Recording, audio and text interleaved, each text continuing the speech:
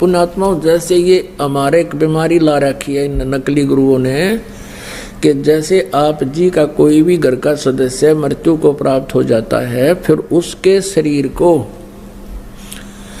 सभा करने के उपरांत, अंतिम संस्कार करने के उपरांत उसकी अस्थियों को गंगा में डाल के आना कंपलसरी बना रखा है। क्यों बना रखा है, किस लिए? और ये कहते हैं तेरे पिता की गति नहीं होगी, तेरी माँ की गति नहीं होगी यदि वहां नहीं डाल का होगा। वहां फिर और ठग बैठे। यहाँ के भेजने वाले एजेंट अपना कमीशन ले लें और वहां बैठे वो जो गंगा में डलवाएंगे उन अस्थियों ने, वह न्यारे चार्ज करें। अपनात्माओं, ये सब अज्ञान के कारण, तत्व ज्ञान के अभाव से हो रहा था। अब क्या होता है, जैसे एक व्यक्ति किसी किराए के मकान पर रहता है और उसको मकान मालिक कह देता है भाई मकान खाली कर दे, मुझे आवश्यकता है, तो उस समय वो छोड़ना जी ना करता।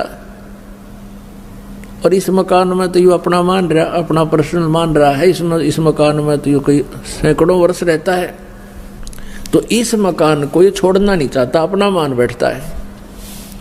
उधर से भक्ति ना करने से ये प्रेत बन जाता है। प्रेत बनते ही इसका जो भी अकाउंट है जाते इसको मिल जाता है, कौन सी योनि प्राप्त होनी है, ये भूत बन जाता है। और उधर से क्या होता है कि वो घर वाले उनको फूक देते हैं, सवा कर देते हैं, तो वापस वो अपने घर पर आता, वो प्रेत बन के। अब घर वाले तो उसको देख नहीं सकते, उसमें आवाज नहीं, वो सुना नहीं सकता, वो वहां धक्के खा के फिर देखता मेरा शरीर कहाँ है, वो जाता शमशान घाट पे। तो इतना इसको ज्ञान होता है प्रेत को कि ये अस्थि मेरी है, ये नहीं है। तो अगर वहां उसको कोई अपनी अस्थि मिल जाता है, यो हार्ड ना जड़ा हुआ, उसको चिपक जाता मेरा है, यो मेरा, नुचकती चिपट जाए उसका। और ये सद ये क्या करते हैं, सेवड़े उन अस्थियों को उठा लाते हैं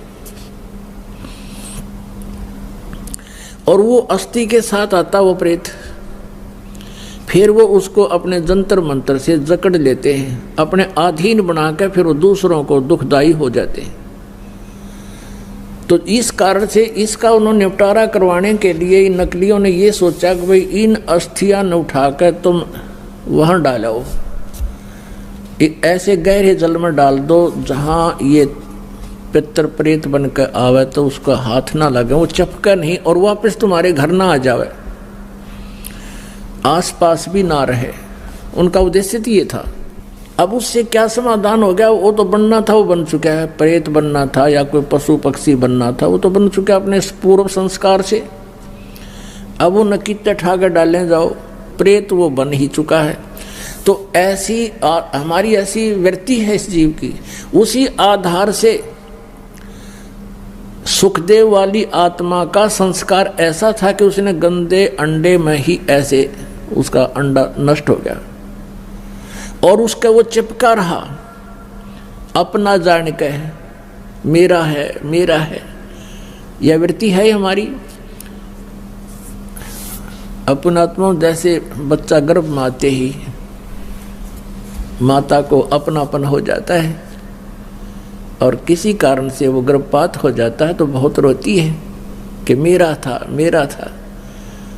ऐसे ही उस अंडे को गंदा होने पर भी उसने अपना मान रखा था, चिपका बैठी थी आत्मा मेरे, उसका संस्कार ऐसा था।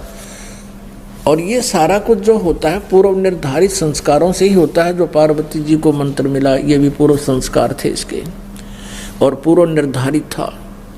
अब केवल कबीर परमेश्वर ही उसको परिवर्तन कर सकता है और किसी पर परिवर्तन नहीं होना। तो ये सारा कुछ हुआ तो पूर्व संस्कार से, लेकिन घटना ऐसे घटी हो।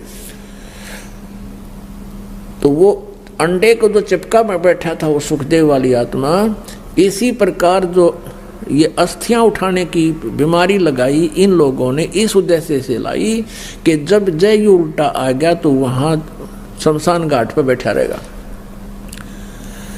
और आपने देखा होगा कि भाई कई क्या कहा करते थे कि भाई ये लड़का वहां जा रहा था और इसकी ठोकर लगी किसी वस्तु का, उस दिन से बीमार है, तो यो भूत चिपटा रहा है उसके अपने अस्थि के, और उसका ठोकर लगी, फिर ये चौधरी था, फिर अब कैसे मेरा ठोकर मार दी, इसका अंडी बनाता लकड़ता ही नहीं, फिर गदा बन जा है।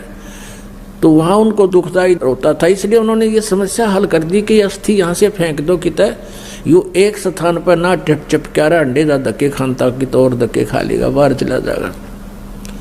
ये उद्देश्य था। और पुण्यात्माओं कहते हैं यदि आप पूर्ण परमात्मा की भक्ति करते, सतगुरु की संगत करते, ना तो आपने भूत बनना, ना अस्थियां उठाने की आवश्यकता, और आपने यो नाम ले रखा तो कितनी ठोकर लागो, कितने कुछ जाओ चौराहे पर गांडो तुम, और बर्फी खाते हुए आपके निकट कोई भी नहीं आ सकता, क्योंकि ये समर्थ की शक्ति है। एक भक्त बता रहा था कि मैं अपनी किसान था वो, कि अपनी बहन के गांव में ससुराल में गया हुआ था, उनका ज़मीन ज़्यादा थी, मैं अपने बैल ले गया था उनकी खेत की जुताई करवाने के लिए, हेल्प करने के लिए।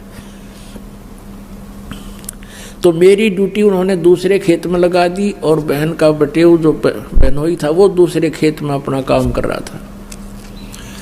उस खेत के पास में एक छोटा सा तालाब था, तलैया थी, जोड़ी थी, उसमें एक छोटी सी मंडी बना रखी थी, और कोई वहाँ पर एक 5 किलो एक बेली होती थी, 5 किलो गुड़ का एक ही आइटम बना दिया करते, पेड़ा सा इतना बारा, वो चढ़ा गया वहाँ, वो को पीर प्यार था, पीर की मड़ी थी। वो कहने लगा मैं बैलों को पानी पिलाने के लिए जब गया वहाँ तालाब में, तो मैंने देखा इतना गुड़ दे रहा बहुत सुंदर, मैंने वो उठा लिया, कुछ तो आप खाया, कुछ कूट छेद के बैलों को खिला दिया, चारे में डाल दिया। और नाम मैंने ले ही रखा था परमेश्वर कबीर जी का, आपके परमात्मा की शरण में आ चुका था वो। तो फिर मुझे वो इतनी दूर दिखाई दिया, एक दोपहर के समय वहाँ बैठा था मैं, कम से कम 50 फुट की दूरी पर एक 3 फुट का आदमी, सफ़ेद दाढ़ी, सफ़ेद कपड़े और 9 आँखें लाल कर रहा, कहने लगा तू ठाडे की शरण में था, ना तेरा बक्कल तारूं, उतने मेरा गुड़ खा लिया।